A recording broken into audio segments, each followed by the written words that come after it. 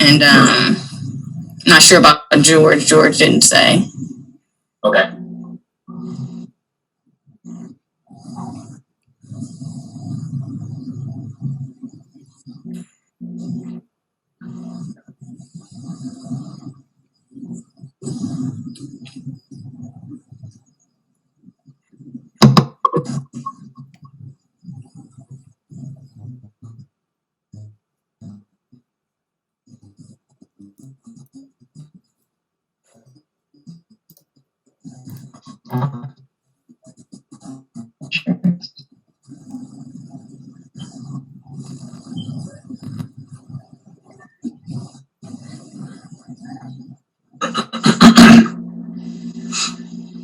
And should I record to the cloud or record on the computer?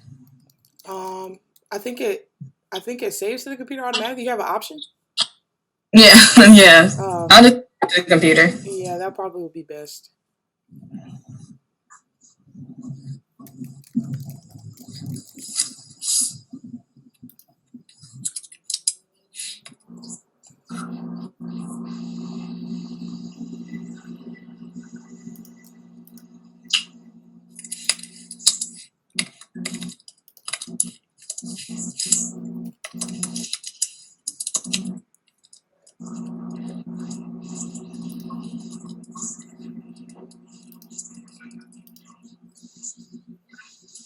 So Scott's going to be joining us via chat. Okay. Okay, I can see it. There we go. Hello, Melissa Nazareth. If you can hear us. Yes, I can hear you. Okay.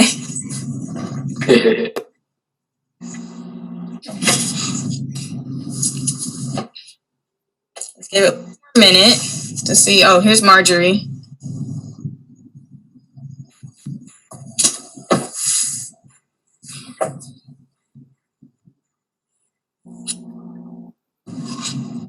Let's wait for Marjorie to join, and then we'll get started. All right. Hey. Hi, I was having problems getting in. Oh, no problem. How are you doing? Good, good. This is about the 5th time trying to get in. Oh, no.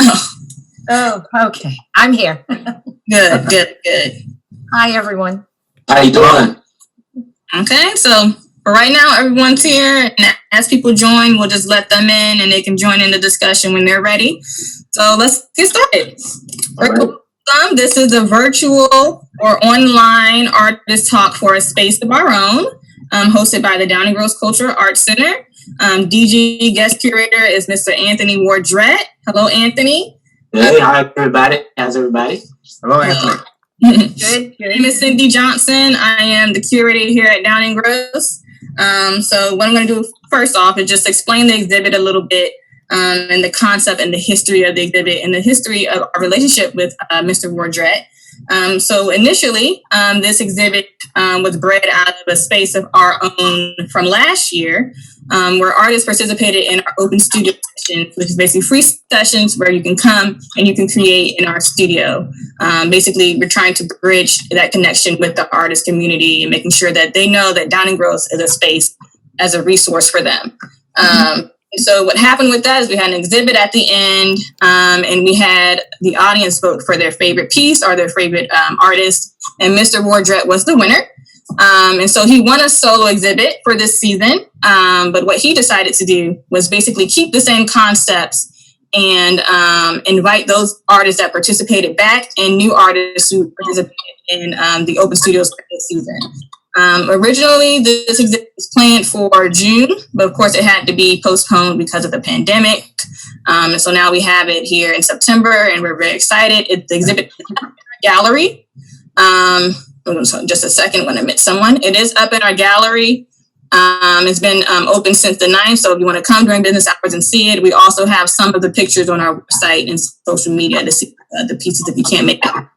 We'll also have full exhibit pieces, pictures of the pieces next week as well. So we first met Mr. Wardrett in 2017, and he participated in our exhibit in Ella's Lifetime. Then he did a solo exhibit called The Classroom, Paint the Feeling. And those exhibits are dedicated to artists who teach. and he volunteers to teach paint classes to kids throughout the community. So that's why he was with us then. And we're excited to have him back. So what we're going to do is just introduce all of the artists and have them say a little bit about themselves. So first we have Lisa, Max, and Nikita Boozer. Hello, guys. Hey, hey, hey. We have Michelle Richardson under that. Hello, Michelle. Hi. We have Mr. Richard Press. Hello. Mary Gazelle Wallace. We have Scott Turner, who is joining us via chat.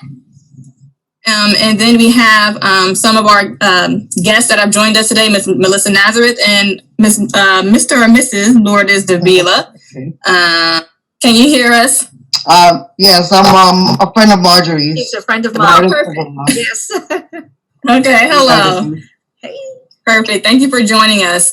So can we just have you guys start to describe yourselves, where you're from, describe your art a little bit if you can, and then also just, why you decided to participate in this exhibition. Mr. Wardrett, I'm going to save you for last. So we can start with Lisa, Max, and Nikita.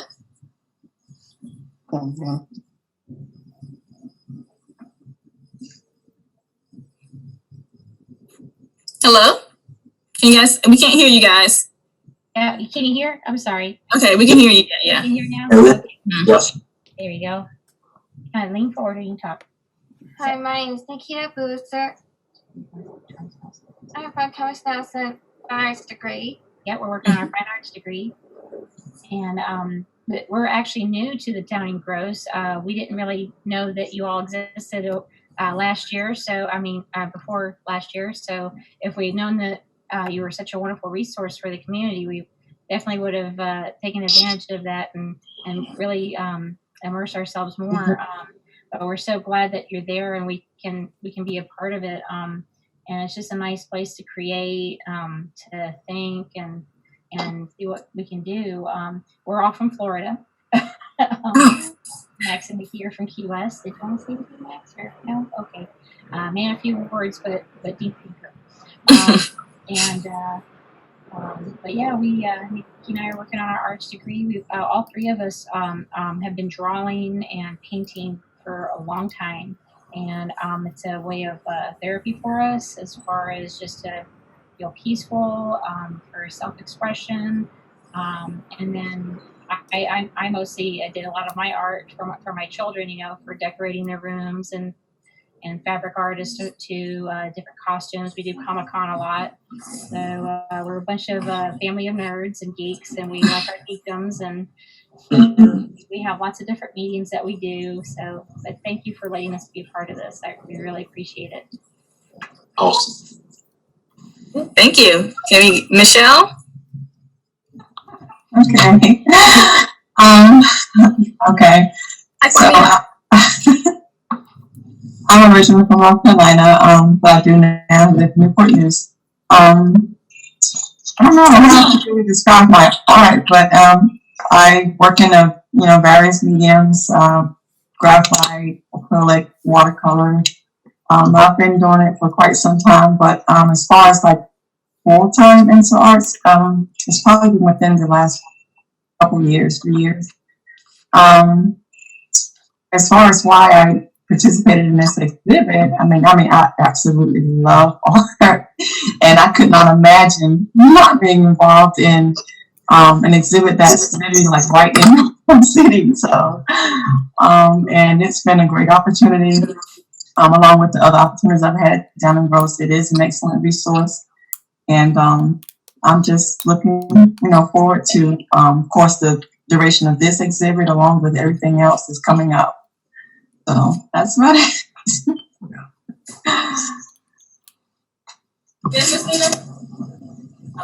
Next. Sorry on that. All right, Mr. Press. My name is Richard Press, and I'm from Cape Charles, Virginia, on the Eastern Shore, and got my degree in art from Norfolk State University, and I live in Hampton right now, And I guess you could say my art is kind of all over the place. I get motivated very easily by different situations in life. So my themes constantly change based on what's going on around me. And my favorite artist is John Biggers, who's a graduate from Hampton University. And I found out that my style is kind of leaning toward the way he used to paint, because I find it very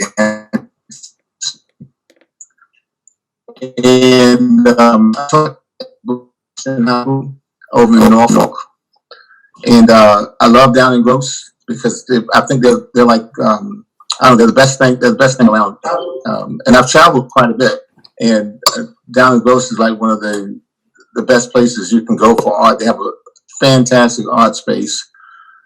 And they give a lot of people from the community and the surrounding areas a lot of opportunity to express themselves in all different types of venues. So I just encourage a lot of people to support Down and Gross and to come out and learn who the artists are in your area, not just visual artists, but all kinds of art. Thank you. Mrs. Wallace? Hi, good morning. First, I want to say thank you to Anthony and to Cindy for sponsoring this whole event. All right. Otherwise, and having a venue for artists in the community to be able to exhibit their work. I am a self-taught artist. I'm originally from Brooklyn, New York, but I have been in Virginia, Newport News, Virginia, since 1997. So I think that makes me a Virginian. I'm here for 20 years. And when I go to New York, they tell me I have a Southern accent. But in Virginia, they still hear that Brooklynese accent every now and then. My mother was a printmaker, black and white. My father did medical illustration, black and white. So my life growing up in a household with artist parents was pretty much black and white. I brought color to the family. I love the use of color. Most of my beetle and bug paintings are done in watercolors, but I like to paint large. And my larger pieces are in oils and in acrylics. And I'm still playing and dabbling around with some mixed media. I am experimenting with a lot of different ideas and enjoying the artwork. Perfect, thank you. And Scott also says hi. So Scott Turner, forgot you guys just joining. He's an artist as well in the exhibition. He's joining us via chat. And then can we have Mr. Wardrett? Okay, how y'all doing? My name is Anthony Wardrett, and I'm excited, about this. And as I look at everybody that's here, Michelle is the new one that I have a connection with as well now. So the thing I like is that I met, Mr. Press a while back. He and I formed a relationship. Myself and Margie, we're neighbors, so we formed a great relationship. The Boozer family, their kids attended the school where I currently work. You've been working for the past 14 years and things. So, and Cindy, yourself, you and I have formed a great relationship. You basically introduced me to Down and Gross through Margie, and we've all kind of formed this art family. So I'm excited to see all the faces and different things like that and the different art. Myself, basically just God-given talent, something that myself and my mother used to do on Saturday mornings.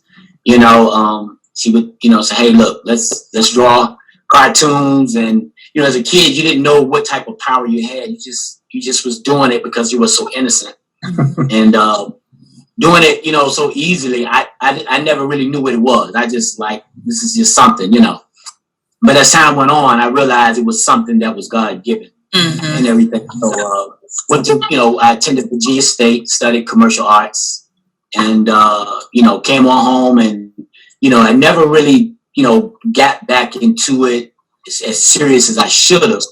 Mm-hmm. And then around about 2010, something just kind of hit me. You buy that first canvas board and it takes off. It took off. And I said, this is where I should have been, and things like that. So I use the slogan, paint the feeling, because I think that best describes a lot of artists. You know, we can just kind of paint, or we go with whatever we kind of feel and see at that moment, you know. And as I look at the exhibit, I see a lot of that in a lot of y'all's work. You know, I can relate to a lot of different things, you know, and stuff like that. And you know, I'm originally from Newport News, you know, born and raised, you know, and things like that. And being, you know, not too far from down in Gross, I get to see the history of people, you know, you know, and then I heard the history about down in Gross, you know, what it was before, you know, and it's just, I'm a history guy. I love history, learning about different things, statues and monuments, and, you know, what they mean to the community. So seeing different things in the communities, the murals and different things, and, you know, it's exciting. You know, it's a lot of history down in this area, and I think down in Gross is just one big part of it as well.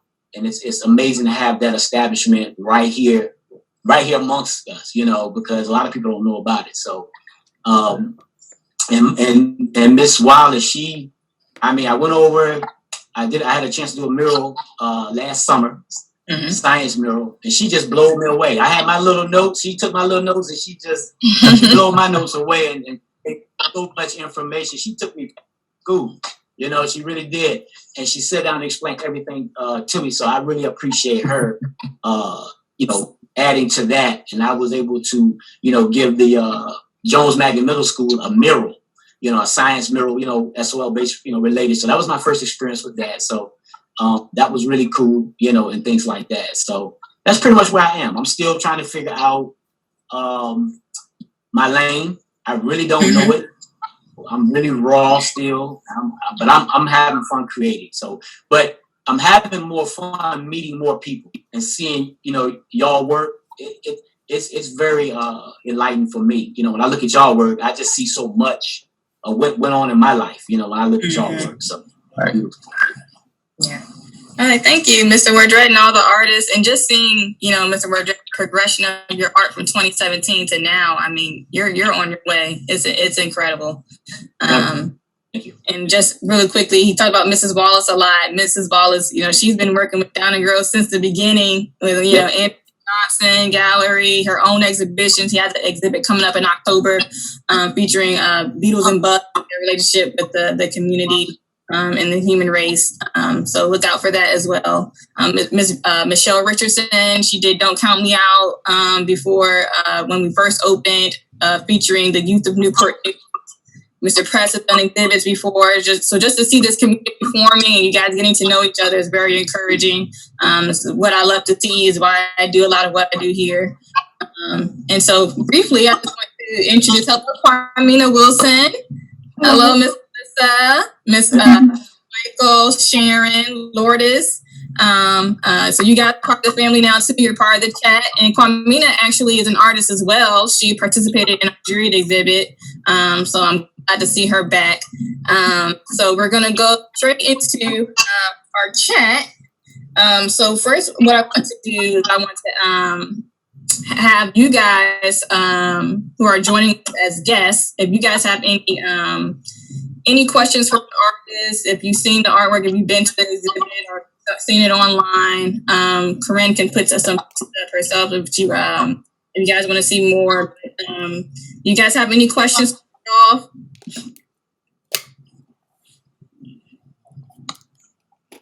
Not yet. Can you guys hear? Okay, you can hear me. Okay. Do the artists have any questions? Mr. Wardrett, you have any questions for anyone else? I had one for the Boozer family.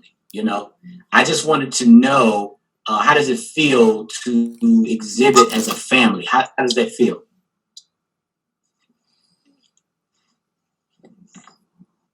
Oh, Lisa, we can't hear you. Oh, I'm sorry. I am beyond proud, and just stated so proud of my kids and my adult kids. I have to remind myself they're adults now.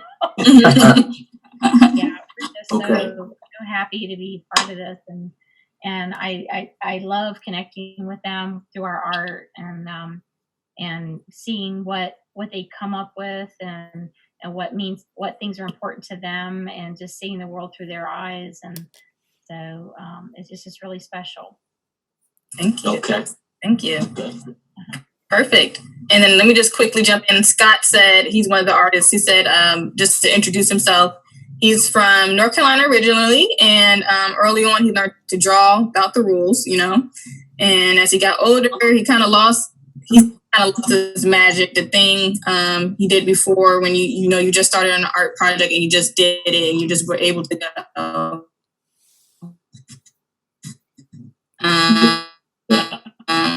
He's back long ago, and now his process is more fluid. So that's what Scott had to say. And then also we have a question from Melissa. She said, how long does it take to complete your work to have the concept in mind? And that's to all the artists. It depends on what I'm working on. I had ordered 100 canvases, small canvases from Michael's last week. The box came yesterday, and I haven't slept since. So I was working on mounting the canvases onto a larger canvas because it's impossible to hang 100 individual small paintings. So I actually made it into 4 large pieces, and 4 o'clock this morning, I was painting backgrounds because the glues and all had finally settled in and they had dried. So I started with the background, and when I finish this, I'm going to be working on each beetle. I'm going to paint 100 different beetles of different colors on those canvases. Wow. Nice. Sometimes a piece can take a day, sometimes several days. Sometimes I'll work on one piece and then I'll work on, say, maybe 3 or 4 pieces at the same time, and I won't complete them for maybe a month, 2 months, 3 months, especially if they're oils. Oils, with the oil paint, sometimes you do things in layers and the colors can kind of seep through, which is nice. That's great. Well, I always say, for me, if my colors are flowing, then it's a lot easier for me, because most of the time I already have a concept in mind, and it's just sometimes you have to fight with those colors, especially when you're doing skin tones and different things like that. Very challenging.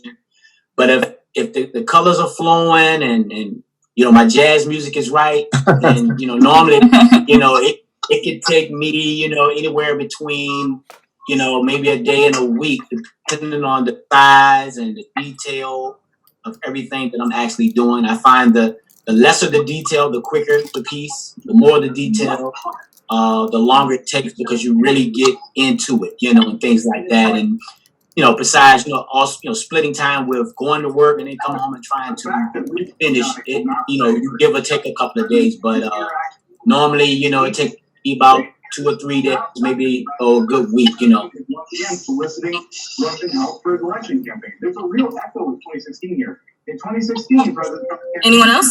Yeah. Regularly meeting with a man we now know was a Russian intelligence agent. Then he had President Twitter.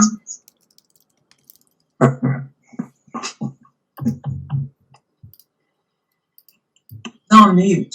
Karen, is that Sharon? Yeah, I can hear you. Anyone else have an input Could you, yeah. about how long it takes? Oh. Well, with me, sometimes it takes a real long time. I mean, I'm still working on stuff that I started 15 years ago. Because I don't know, I get moved very quickly. I'm from the country, and so I don't know. Country people are just different. We see things, we get emotional, and from where I'm from, there's a bunch of artists over there. Most people go to bed, when the sun goes down, and they leave their doors open. It's a different concept. The beautiful thing about the Eastern Shore is the sunsets at night. So you'll find a lot of people that get moved by the sun going down, and they do those paintings. But also the way I grew up over there, we experienced a lot of bias and prejudice. And I think artists sometimes have to tell the story. Here's what you sent right here. Read this. Such as John Biggers. And so I guess it takes me a long time to do some things because I change so quickly. Before I finish one piece, I get moved to do something else. That's why I say I have a lot of pieces that still have not been finished, but I also have a lot of work that is complete. Mm-hmm. And sometimes I'm all over the place so much I forget about work that I've done. And I look through my stuff and I say, wow.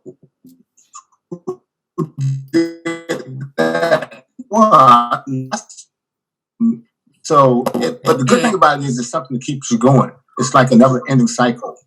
And I don't think good artists ever come to an end of their work.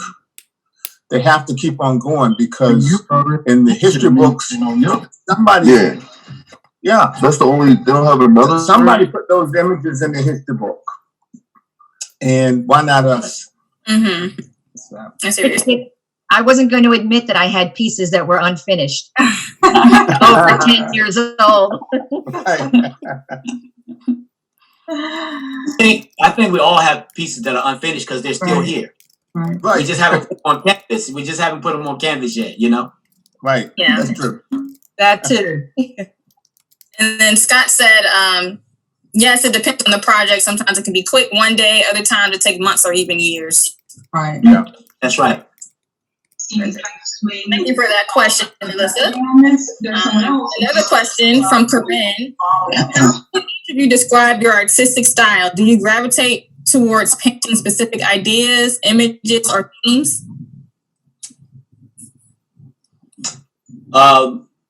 You know, I find that, you know, Mr. Press talked about who inspires him. And when I thought about, you know, who inspired me, or who inspires me, is Ernie Barnes. And the reason for that is that I think he and we kind of identify a lot of ways. He's a former football player, such as myself. You know, and he had an artistic ability that he incorporated art and sports together. And, you know, I even added another layer to that because I enjoy music. I'm pretty sure all of us, you know, we appreciate different levels and types of music. And, you know, whenever I do something, you know, that pertains to a music, you know, musician or sports, you know, figure, it is a different connection. It is really a different connection. And, you know, when I look at stuff, you know, like that, it takes me to another place, you know. And other art, you know, when you do other art, you know, some art is a little more challenging than other pieces. But like yourself, Miss Margie, when you do Beatles, you do a different connection. Once you start doing those Beatles, you just kind of, you know, you might even turn into one at that time. You don't even know it. You just like, I'm going, you know. So when I look at different work, and like when I looked at Michelle, when I looked at her piece in exhibit, it took me back to grade school, you know, and I'm like, wow, and I can see that she has a connection with that. And that's what, you know, what was so awesome. She had a connection with that. And then, you know, Mr. Press, when I looked at yours, you know, your piece, the eyes pretty much kind of can dissect you. You know, it's like that piece is looking at you. You know, you remember when we were kids, those scary pictures used to be on the wall. You around my house and seeing the eyes followed you around the house. Yeah. That's how your piece was kind of like that, you know, in a sense, you know? Yeah.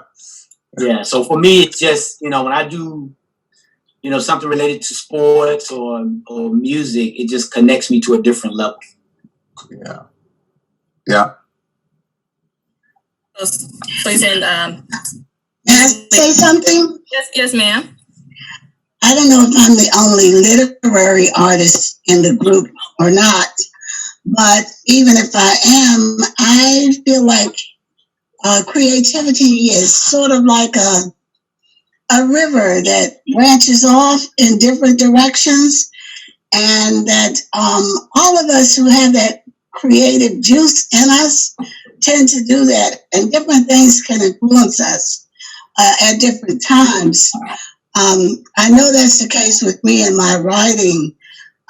Sometimes it's just a feeling that I get that will get me going in a certain direction. It can be something that I see on television or somebody that I encounter. It can be any number of things. And I think because we have that ability to identify with many different things, we do sometimes go off on one track and then something will pull us away from that.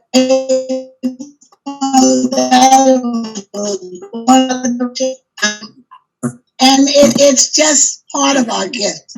Part of the gift. That's beautiful. And Scott says he likes to be different. He likes to be a trailblazer where realism can be a limitation to be exploited.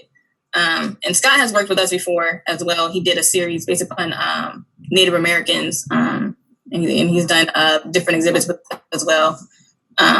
So did anyone else want to chime in on that question? That's it? Okay. All right. So any other questions that we have? No? Okay. So I have a few questions.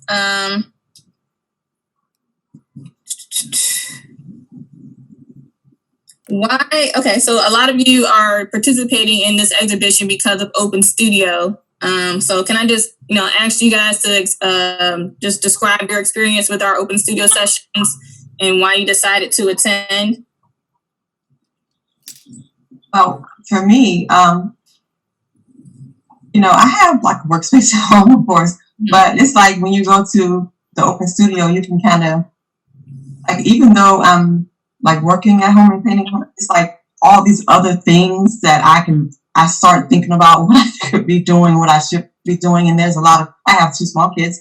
And so it's like that distraction is there sometimes, or like you said, I just think about things that I could be doing, like, and it just kind of make my focus kind of off, whatever. But when I'm away from here and I'm in Open Studio, it's like, I know I can't do anything else because I'm not home. So, it may be to focus in more, and the environment is very relaxing. And then there's the element of just connecting with other artists. There's like an energy there when you get around, other artists, and, you have someone that you can, actually kind of critique the work, and, you learn different things from different people's styles that come in, and just get to, and of course you meet other artists, and just get that different connections, and there's like networking time and all that, and it just really, it helps to just kind of get away, even if you have your own workspace. Thank you. Yeah. Another thing about Open Studio too is you can give tips to other artists. Some of the budding artists. I've seen young kids come in there, and you can critique each other's work.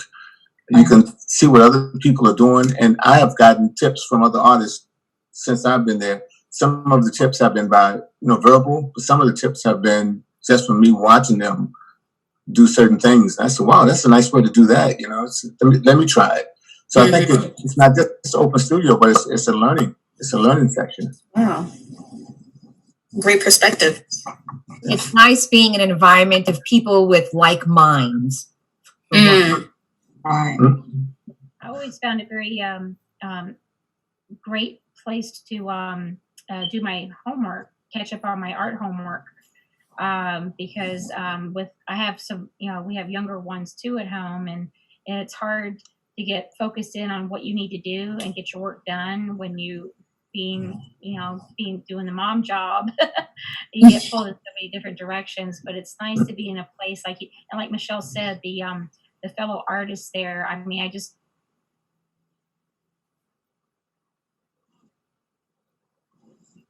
I think she froze. Yeah. Yeah. Froze, Lisa. Lisa?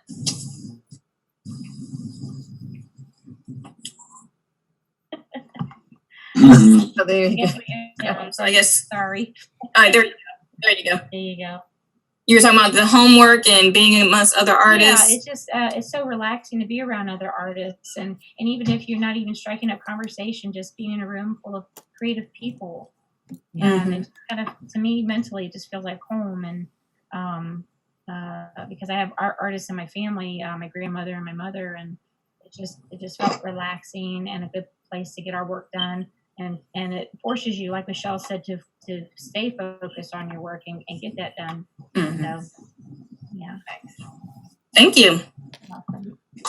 Have any other input? Hello to everyone who's joining us. Now, hello. Oh, Mr. Patrick. Okay, there you go. Joining the group late. Hi, Sorry. Patrick.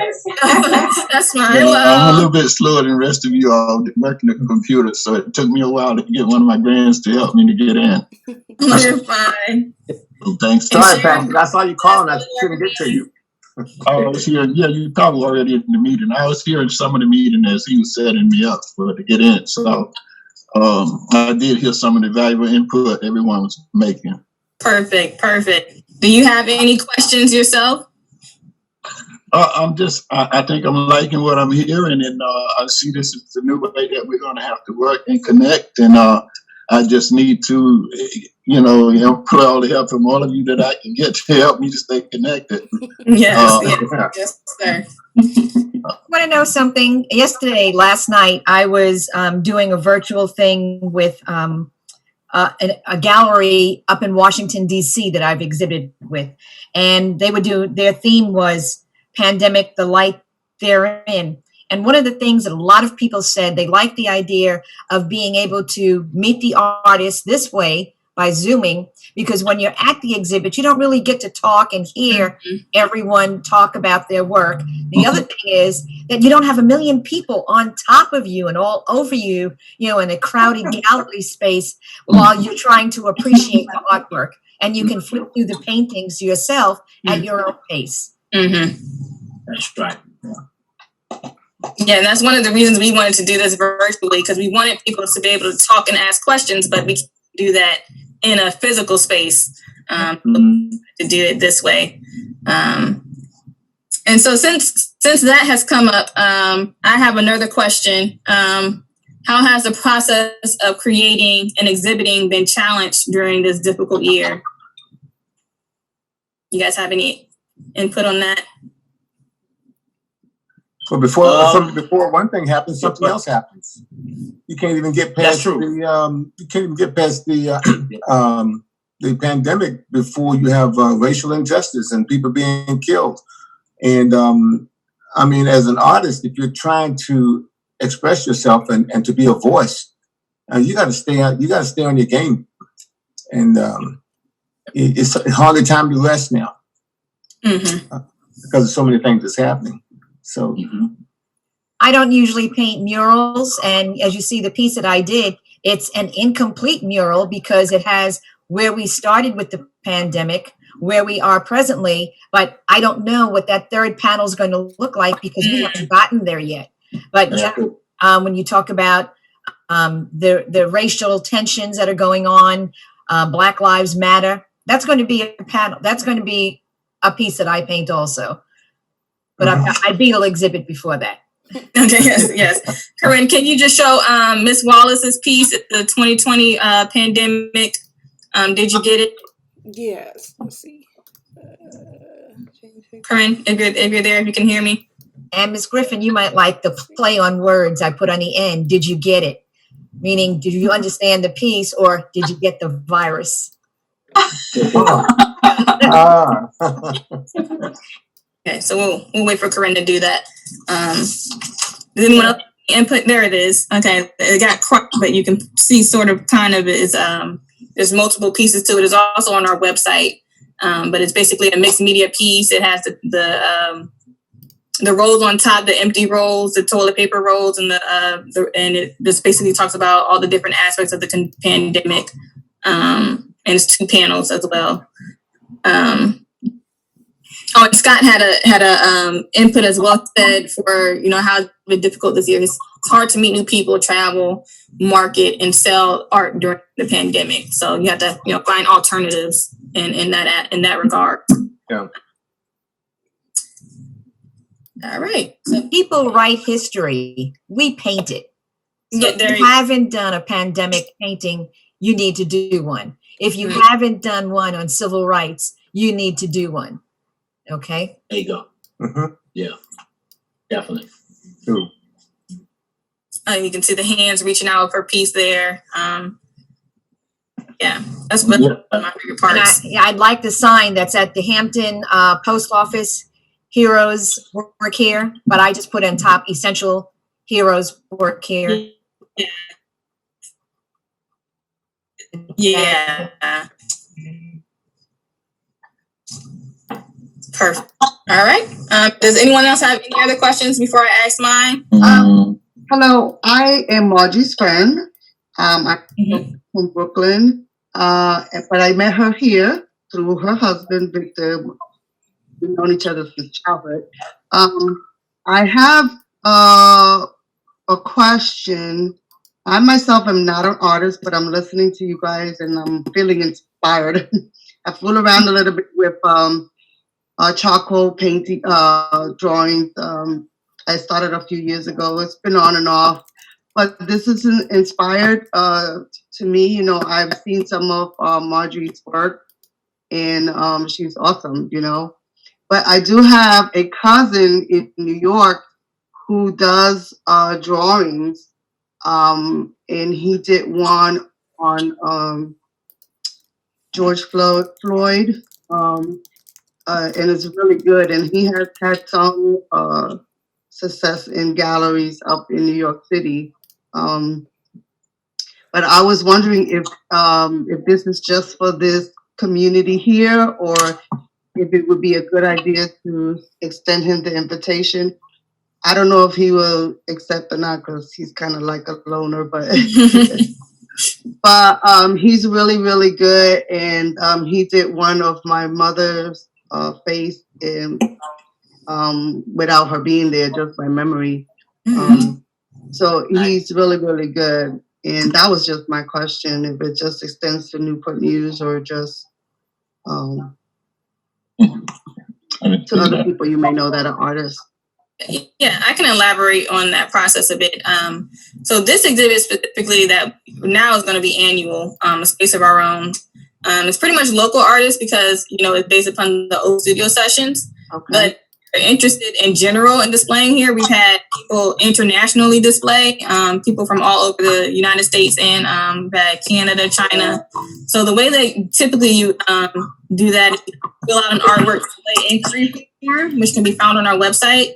And just basically like what you did here, what his name is, what is his artwork like, if he has a specific exhibit that he wants to bring or specific pieces he wants to display, just explain that process through our website. All right, that sounds good. Sounds fair. Thank you. And I have a question here from Catherine. Thank you, Lourdes, for your question.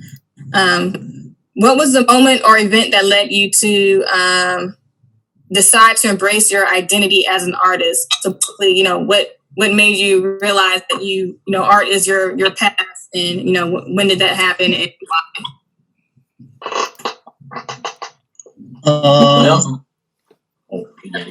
Is that for me, the question? That's for all artists. Okay.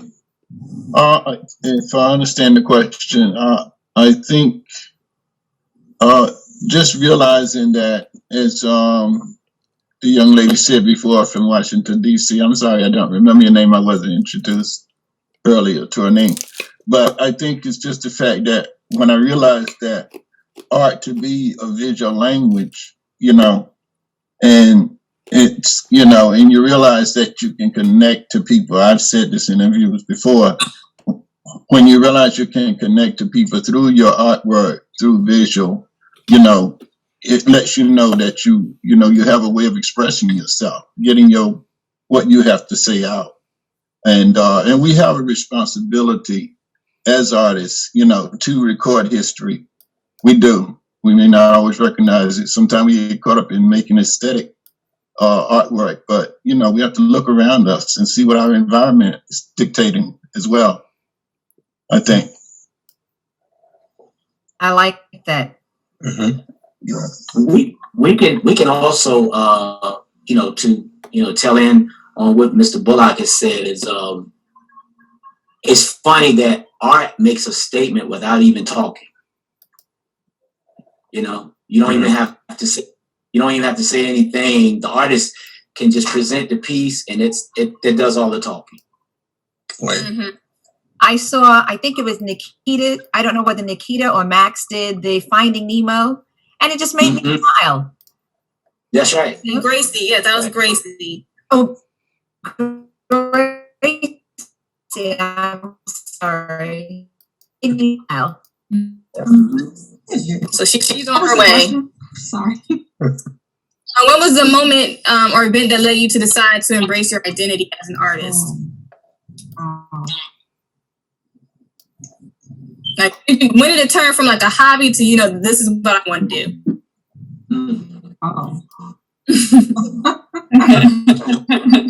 For me to become serious, it was after taking a Tiba Gibbs course that you offered on entrepreneurship. And it made me realize, I said, you know what, I can do this, and I can do this eventually full time, which is what I plan on doing next year. I will be retiring next year, and art will be my forte. Wow. Congratulations. Yeah. Righty. I think for me it was when I was a little kid. My brother was painting. I was going to go outside and play, and he was going to paint a horse. And I didn't know how he was going to do it because he had set some watercolors. He didn't have no brown in there. And I stopped and asked, how was he going to make brown? He said, you have to watch. You have to watch me. I did. So he painted that horse. He was an artist too. He painted that horse, and that horse was just as brown as you wanted it to be. And by mixing the colors. So that's what kind of kicked. For me, I always kind of want a person to come in and find something they identify with, or to come in and see something that inspires them. It wakes up something in them, whether it be to paint or an idea they have and they just haven't, pursued it. Just basically give a person a great feeling when they walk into whatever may be on them when they walk into the exhibit. It leaves for that moment or for that hour, and they can kind of, just brainstorm and see the creative things that are around the world. And then they can leave with some newfound inspiration for themselves. Yes. Well, as the only literary person in the group, I feel like I'm sort of a mirror image of you guys, because whereas you can tell things through a picture or painting, I use my words to create that same type of thing. So I want my audiences, when they hear my poetry, to be able to identify with what I'm trying to get through to them, but also to gain whatever perspective they might have, separate and apart from my own, out of the poetry that I've created. Awesome. Unless we write history, it'll be lost. So I write it through art, and art is something that's universal. There are some words in mine, but someone from another country that speaks another language should still be able to understand it. And I felt that this is like the age of the pandemic, or it's at least the year of the pandemic. And if you look at the images in my painting, the images are not really connecting with the viewer. And I did that intentionally because I felt that people who are suffering from the pandemic are suffering it alone. they're not making that connection. And that's what I wanted to portray with the images. In fact, I've lost 2 cousins and several friends. My friend down there has lost a sister in New York to the pandemic. And I've put some of their initials on some of the people that are in the painting. Mm-hmm.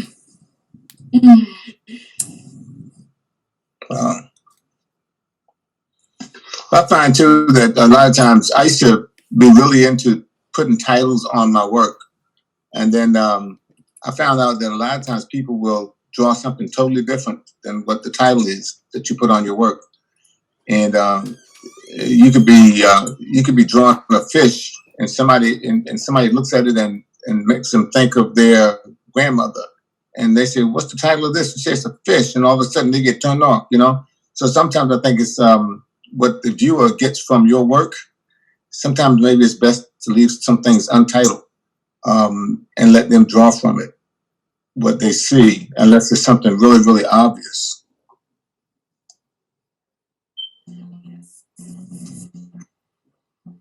Anyone else? Well, sometimes I kind of feel like, I don't know, torn into like as to whether I want to title some of my pieces sometimes, but most of the time I end up titled.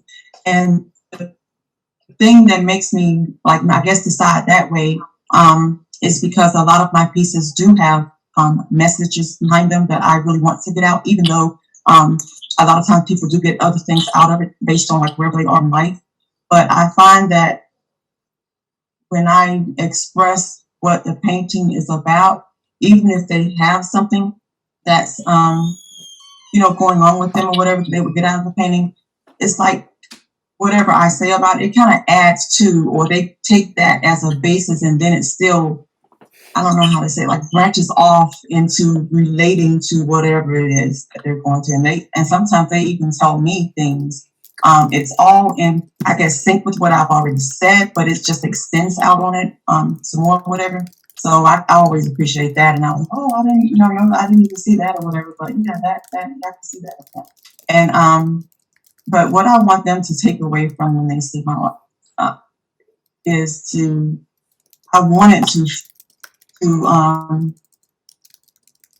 fill whatever type of void that they may have before they, and like Anthony was saying, whatever, enlighten them on something, inspire them about, whatever, and just, I want them to be able to take away something. I don't want it to be like an emptiness or as if they never even saw the painting. So I want it to have, I try to make it have purpose. In other words, sometimes I may just paint things like, I don't know, just anything, landscape, still life, whatever, because I do a lot of different things. But I have found that lately,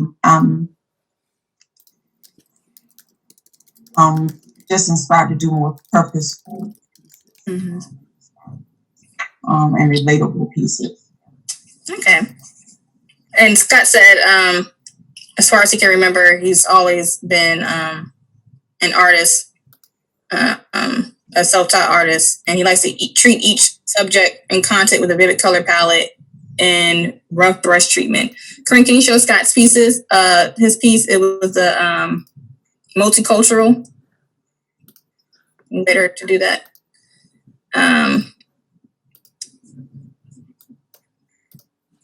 Anyone else? I can't see. Please. Share content. If we haven't seen it yet.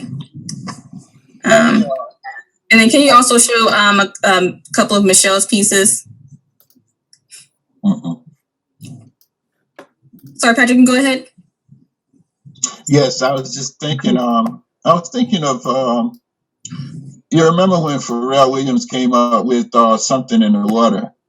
I thought, I said, well, a title like that, when he came up with that event was like, I couldn't relate to it at first.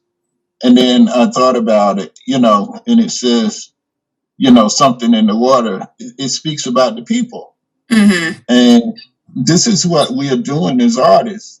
When we are making our paintings, we are making expressions to impress people with our vision.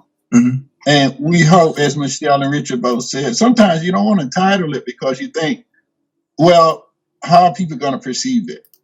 You know, and so you look at it in a sense, not that we have to cater to the audience, it's our responsibility is to show them, to help them, you know, through our visual language to understand things, you know, in a greater depth maybe.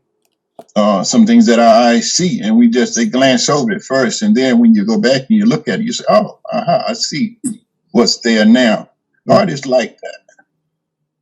In the very beginning, a lot of times people see art and they look at it, they don't realize what you are trying to convey to them until they take that second look and maybe a third look sometimes. I don't know if you agree, but I experience that sometimes from people. Mm-hmm. And Okay. And really quickly, I just want, Corinne, can you show, before we leave, Nikita's piece? She has one of the mixed media pieces, digital pieces, and one of the only pieces that we have that is digital, The Mermaid Fairy Wishes. And I think that's really cool. People we haven't seen it. Max did watch. And then Lisa did Zest for Life. Yes, that's Nikita's piece.